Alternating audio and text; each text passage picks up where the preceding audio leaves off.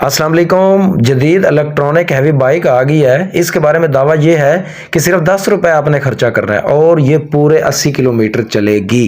कैसे होगा ये जनाबे वाला? इसमें ये है चार्जेबल इलेक्ट्रॉनिक बाइक है और 10 रुपए इस तरह है कि आपने इसको जब चार्ज करना है तो फुल चार्ज होने में तकरीबन 1 यूनिट से 1.5 यूनिट तक लेती है, तो वो तकरीबन 10 रुपए ही खर्चा बनता है।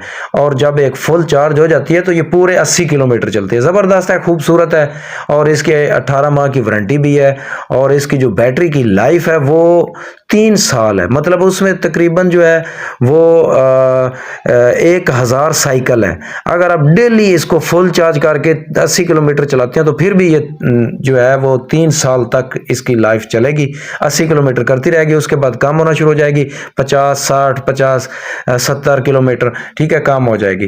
तो ये बहुत ज़बरदस्त चीज़ है। आपके शहर में भी